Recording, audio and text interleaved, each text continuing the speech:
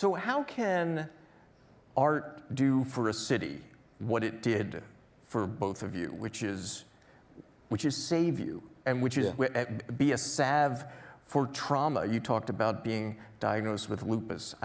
Tariq, I know your father was killed when you were young, your mother when you were in high school. Yeah. Art is a way to deal with trauma. This is a city dealing with trauma. Yeah. What should we be doing, and how can art save? We as a city, we should be investing in and supporting the arts and arts education and the youth more. I think we should be more fearless in that. Jane was speaking about how she was inspired by one woman's fearlessness, and then I was inspired by her fearlessness. She was inspired by the fearlessness of us as young people, running through the tunnels and hanging off the buildings and stuff.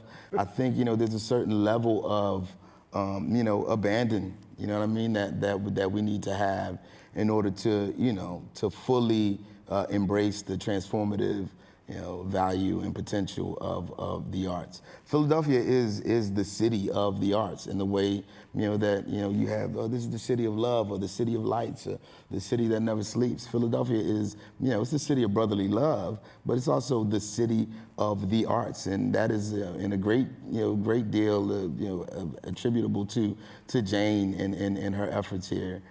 So we need to lean into that more, because that art, these murals, I think are our armor, That's awesome. Jane, do you want to speak to that real quick? Yeah, I just want to say that I think that what art does is it humanizes us, it taps into our imagination, it allows us to think about our potential. And I think that what we do is we put art over here, and we don't understand that it should be at the center. It could be integrated into, look at us, we work with the Department of Behavioral Health, criminal justice, education, you name it, environmental justice. Art is everywhere, and when you have an artist at the table, when you're talking about issues, even the big intractable ones, they are going to see a pathway through. If I'm talking to Tariq for 5 minutes, I'm going to come away from that conversation thinking about something else that we could be doing. And so I don't really understand it. I think it's a matter of being highly intentional. There are 1,000 fabulous nonprofit arts organizations across the city. There are thousands of artists, and I feel privileged and honored that we employ 225 artists every year and pay them well and let them know that they have real value in our society. Imagine what Philly would be without the arts. Shut your eyes for a minute. It is a chilling notion, and so we have to push back and say, when I said non-negotiable before, it is non-negotiable. And the other thing they do, the arts, they highlight our distinction and our difference, and they underscore our commonality and our humanity, and we need that now more than ever.